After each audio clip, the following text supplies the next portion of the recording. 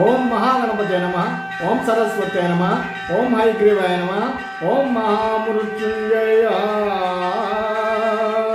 నమ. ప్రియమైన ఆత్మబంధువులారా, రసోత్తరంగా సాగుతున్న సుందరకాండ 16వ భాగానికి మీ అందరికీ స్వాగతం, శుభస్వాగతం, సుస్వాగతం.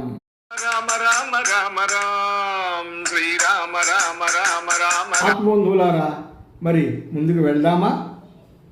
హనుమంతుల వారు బ్రహ్మాస్త్రానికి కట్టుకున్నట్లుగా నటించి, ఎందుకంటే బ్రహ్మాస్త్రం ఆల్రెడీ వదిలేసింది, ఈయనకు కూడా వరాలు ఉన్నాయండి. నారతో చుట్టగానే బ్రహ్మాస్త్రం పట్టు వదిలేసింది, కానీ ఆయన బంధింపబడినట్లుగా ఉన్నాడు. రాక్షసులందరూ కూడా వీళ్ళని లాక్కుంటూ వెళ్తున్నారు. ఇంద్రజిత్తు మొదట కాస్త ఆందోళన పడినా సరే విషయాన్ని చూసి చివరికి అందరూ కలిసి రావణాసుడి దగ్గరికి వెళ్ళారు. అక్కడ రావణాసుడి ముందు హనుమంతుల వారిని నిలబెట్టారు. హనుమంతుడు కూడా ఏమీ వెళ్ళకుండా తన చేసిన ప్రయత్నం కూడా ఇది, రావణాసుడిని చూసే వెళ్ళాలి, అక్కడికే వచ్చాడండి. రావణాసురుడు సింహాసనం మీద కూర్చున్నాడటండి. ఎంతో టీవీగా హనుమంతుల వారు రావణాసురుడు చూశాడటండి. రావణాసురుని తేజస్సు చూసి హనుమంతుల వారు ఆశ్చర్యపోయారటండి. తలతల మెరుస్తున్న బంగారు సింహాసనంపై కూర్చున్నాడటండి. ఆ సింహాసనం కూడా స్ఫటిక సింహాసనం అటండి. అది దాని చుట్టూ ముత్యాలు అమర్చబడి ఉన్నాయటండి. ఒళ్ళంతా కూడా చందనం పూసుకున్నాడండి. పట్టు వస్త్రాలు ధరించాడంటండి. ఏమా తేజస్సు! నిత్యము ముల్లోకాలను జయించడానికి వెళ్ళి అతని యొక్క శక్తి, ఈశ్వరుడితో సహితంగా కైలాసాన్ని ఎత్తగలే ఇతని బలము, శత్రువునైనా సరే నేనే మెచ్చుకోకుండా ఉండలేకపోతున్నాను. ఎంతటి తేజస్సు! 10 తలల సర్పం వలె 10 తలలు కలిగి దేవేంద్రులా వెలిగిపోతున్న అతన్ని తేజస్సును చూసి హనుమంతుల వారు ఆశ్చర్యపోయేటండి. హనుమంతుల వారు స్వగతంగా తనలో ఇలా అనుకున్నాడండి, ఏమి రూపం, ఏమి ధైర్యం, ఏమి బలం, ఏమి కాంతి! ఇతడు అధర్మపరుడు కాకుండా ఉంటే కనుక దేవేంద్రుని మించి వెలిగిపోయి ఉండేవాడు. ఇతని యొక్క దుష్ట కృత్యాల వల్ల ముల్లోకాలు కూడా ఇబ్బందుల్లో ఉన్నాయి, కష్టాలు పడుతున్నాయి. అలాగే హనుమంతుల వారిని రావణాసుడి ముందు నిలబెడితే హనుమంతుడిని చూసి, హనుమంతుడి యొక్క స్వరూపాన్ని చూసి ఆశ్చర్యపోయేటండి. తనలో తను స్వగతంగా అనుకుంటున్నాడంటండి, ఇతడు ఎవరై ఉంటారు? వాన రూపంలో ఉన్న ఈ మహాశక్తిమంతుడు ఎవరు? నేను కైలాస పర్వతం ఎత్తినప్పుడు నందీశ్వరుడు నన్ను శపించాడు కదా, ఆ నందీశ్వరుడు ఈవేళ ఇలా వానడగా వచ్చాడా, లేక బాణాసురుడే ఇలా వచ్చాడా అని మనసులో స్వగతంగా అనుకుని ప్రహస్తుని వైపు తిరిగి, ప్రహస్త అడుగు, వీడు ఎవడు, ఎందుకు వచ్చాడు, ఎవరు పంపితే వచ్చాడు, ఏం చేయాలని వచ్చాడు, సీతతో ఎందుకు మాట్లాడు, ఇవన్నీ అడుగు. అలాగే వనాన్ని ఎందుకు పాడు చేశాడు, రాక్షస స్త్రీలను ఎందుకు భయపెట్టాడు, అంతేకాకుండా ప్రవేశింప శక్యం కానీ లంకలోకి ఎందుకు ప్రవేశించాడు, అన్ని అడిగి దురాత్ముడిని. రావణాసుడు ఆజ్ఞ ప్రకారం ప్రహస్తుడు హనుమంతుల వారిపై తిరిగి, ఓ వానరా, కాస్త ఊరడి చెందు, భయపడుకు, ఉన్నది ఉన్నట్లుగా చెప్పు, నీకు వచ్చిన ప్రమాదం ఏమీ లేదు.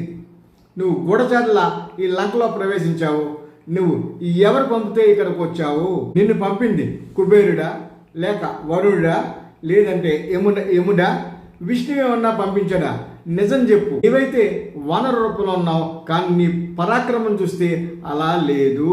ఆలోచించుకో, అబద్ధం చెప్పకో. అబద్ధం చెప్పావా అసలుకే మోసం వస్తుంది, నీ ప్రాణాలే సమాప్తం అయ్యే పరిస్థితి వస్తుంది అని ప్రహస్తుడు హనుమంతుల వారిని అనడం జరిగింది. ఇప్పుడు హనుమంతుల వారు ప్రహస్తుని తిరగకుండా డైరెక్ట్గా రావణాసురుడు తిరిగి సమాధానం చెప్తున్నాడండి. ఎందుకంటే రావణాసురుడు ఏమనుకుంటే వానరుడితో మాట్లాడటం అని, ప్రహస్త నువ్వు అడిగని చెప్పాడు హనుమంతుల వారు. అంటే ఈ వానరుడు నా లెవెల్కి సరిపోడని చెప్పి, ఇక్కడ హనుమంతుల వారు కూడా ప్రహస్తుడు నా లెవెల్కి సరిపోడని చెప్పి రావణాసురుడికి డైరెక్ట్గా సమాధానం చెప్తున్నాడండి. అర్థమైందండి? నేను ఇంద్రుడు పంపిస్తే రాలేదు, కుబేరుడు నన్ను పంపలేదు, వరుణుడు పంపిస్తే కూడా నేను రాలేదు, విష్ణువు నన్ను పంపించలేదు, నేను వారుణ్ణి, నేనేమి మారువేషంలో రాలేదు, ఇదే నా నిజ స్వరూపము. ఈ లంకకు నేను రావాలనే వచ్చాను, నిన్ను చూడాలనుకున్నాను, అది నాకు ఎలా సాధ్యం? అందుచేతనే ఈ వనాన్నంతా పాడు చేశాను. అప్పుడు నా మీదకి నీ సైన్యం అంతా కూడా దండెత్తి వచ్చింది. నేను ఆత్మరక్షణ కోసం వారితో యుద్ధం చేయాల్సి వచ్చింది. నాకు కూడా వరాలు ఉన్నాయి. నన్ను అస్త్రాలతో బంధించడం ఎవరికీ సాధ్యం కాదు. నాకు బ్రహ్మదేవుని వరం ఉన్నది. నన్ను నారదాలతో కట్టగానే బ్రహ్మాస్త్రం కూడా వదిలేసింది. అయితే నేను కట్టుబడి ఉన్నట్లుగా నేను నటించి ఇక్కడికి వచ్చాను. ఎందుకో తెలుసా? నిన్ను చూడాలని. నేను ఒక రాజకార్యం మీద వచ్చాను. 4 మంచి మాటలు చెప్దామని నీ దగ్గరికి వచ్చాను. నేను ఎవరో తెలుసా? మహాపరాక్రమవంతుడైన రాముని దూతను. నేను వాయుపుత్రుణ్ణి. నా పేరు హనుమంతుడు. వానరరాజు సుగ్రీవుడు పంపితే వచ్చాను. వానర ప్రభు నీ సోదరుడైన సుగ్రీవుడు నీకు 4 మంచి మాటలు హితోపదేశం చేయమని, ధర్మార్థ కామ మోక్షాలకు సంబంధించిన విషయాలు కాసిన చెప్పమని నన్ను పంపించాడు. ఆ విషయాలన్నీ చెప్తాను, శ్రద్ధగా విను. అక్కడి నుంచి హనుమంతుల వారు రాముడు ఏ విధంగా అనుభవం రావాల్సి వచ్చిందో ఆ కథ చెప్పి, ఆ తర్వాత సీతాదేవి అదృశ్యము, ఆవిడ్ని వెతుకుతూ రామ లక్ష్మణులు కిష్కింద వైపు రావటం, అక్కడ సుగ్రీవ రామ మైత్రి. రావణ చెప్తున్నాను, వాళ్ళు ఎంత మహాబలవంతుడు నీకు తెలుసుదా? అటువంటి వాళ్ళని ఒక్క బాణంతో రాముడు చంపేశాడు. రాముడు ఎంత మహాబలవంతుడో అర్థం చేసుకో. సుగ్రీవుని ఆజ్ఞపై సీతాదేవిని వెతుకుతూ నేను 100 యోజనాల ఈ సముద్రాన్ని దాటి ఈ లంక వచ్చి లంకలో అణువు నేను వెతికాను. సీతమ్మ వారిని చూశాను. ఆమె లంకలోనే ఉంది, ఇక్కడ నీ దగ్గర ఉన్నది. నీవు ధర్మార్థములు తెలియని వాడివి కాదు, పైగా గొప్ప తపస్సాలు కూడా. పరదారను నీ ఇంట్లో పెట్టుకోవచ్చా? ధర్మానికి విరుద్ధమైన కార్యం చేశావు. రావణ ముల్లోకాల్లో కూడా రాముడికి అపకారం చేసిన వాడు ఎవరు బ్రతికి బట్టగట్టలేరు. ఇక నువ్వెంత? ఈ విషయమే సుగ్రీవ మహారాజు నీకు చెప్పమని నన్ను పంపించాడు. నా మాట విను, సీతను రాముల వారి దగ్గర చేర్చు, గొప్ప అపాయాన్ని కొని తెచ్చుకోకు. నేరం జరయుతుం శక్య శాశురౌ రమరైరపి విష సంస్పృష్టమత్యర్థం భుక్తమన్నమివౌజస. విషం కలిపిన ఆహారాన్ని ఎవరు కూడా జీర్ణించుకోలేరు. అలాగే దేవాసులందరూ ఏకమైనా కూడా సీతమ్మ వారిని నీవు నిలుపుకోలేవు. నా మాట విను. తపోఫలంగా ధర్మఫలంగా దీర్ఘాయువును పొంది ఉన్నావు, దానిని నశింప చేసుకోకు. తపోబలం ఉందని, వరాలు పొందానని గర్వంగా నిన్నెవరో చంపలేరని అనుకోవద్దు. సుగ్రీవుడు ఎవరు? అతడు దేవుడు కాదు, గంధర్వుడు కాదు, యక్షుడు కాదు, కిన్నరుడు కాదు. మరి సుగ్రీవుడి నుంచి నీ ప్రాణాలను నువ్వు ఎలా కాపాడుకుంటావు? నీవు చేసిన తపస్సుకు ఫలితంగా, అంటే ఆ ధర్మానికి ఫలితం అంతా ఇప్పటి వరకు నువ్వు అనుభవిస్తున్నావు. నీ పాప ఫలితం, నీ పాపానికి ఫలితాన్ని అనుభవించే రోజు త్వరలోనే ఉంది.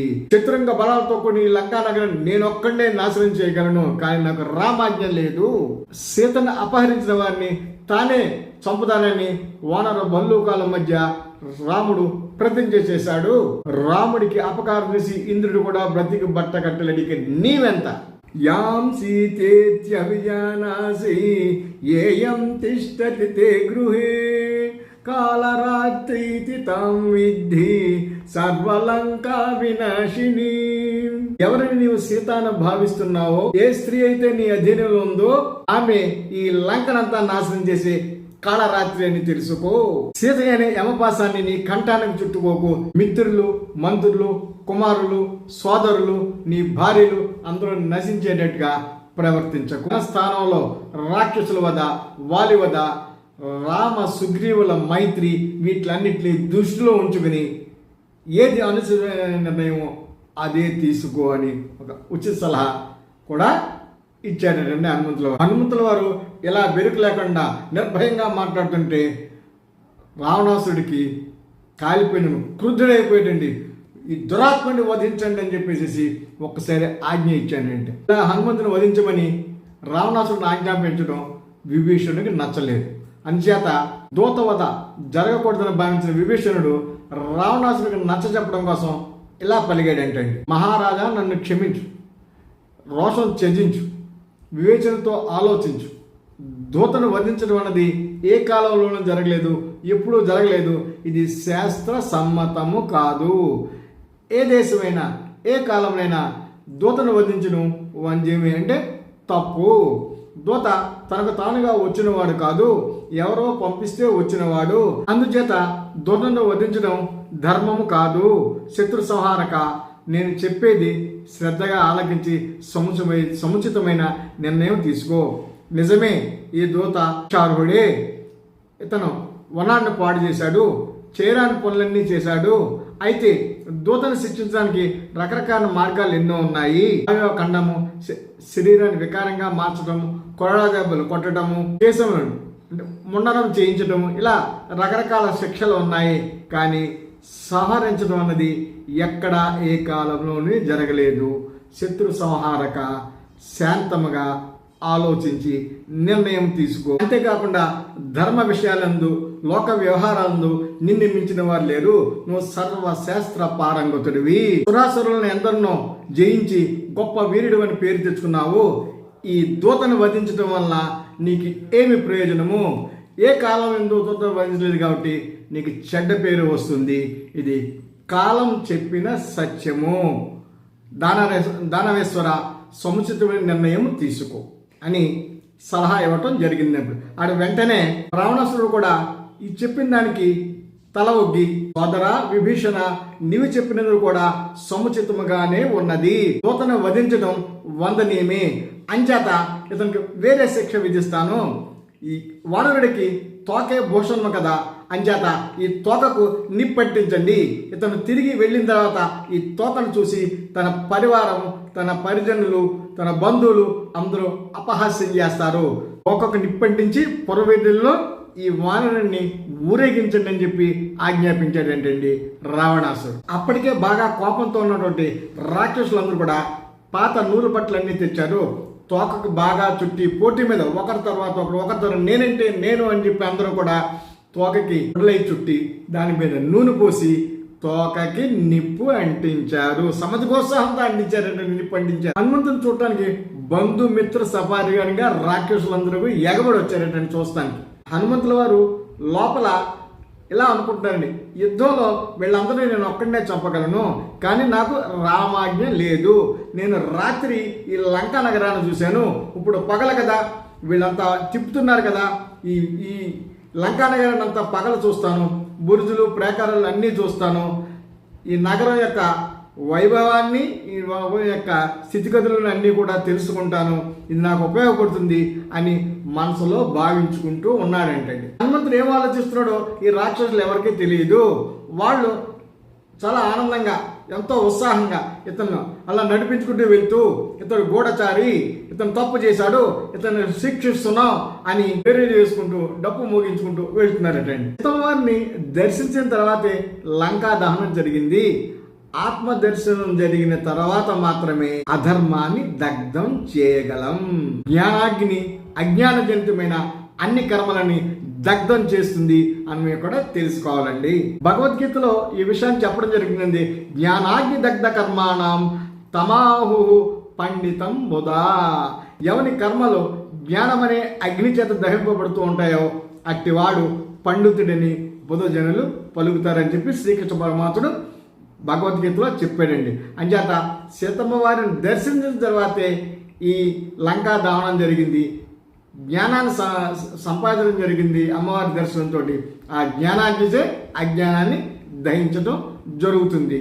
ప్రియమైన ఆత్మబంధువుల, ఈ ఎపిసోడ్ని ఇక్కడితో ముగిస్తున్నాను. మరుసటి వారం మనం లంకా దహనము, తిరిగి మళ్ళీ ఒకసారి సీతమ్మ వారి దగ్గరికి వెళ్ళటం, ఇవన్నీ మనం తెలుసుకుందాం. రామ రామ రామ రామ రామ రామ శ్రీరామ రామ రామ రామ రామ రామ రామ రామ రామ రామ. ఓం తత్సత్.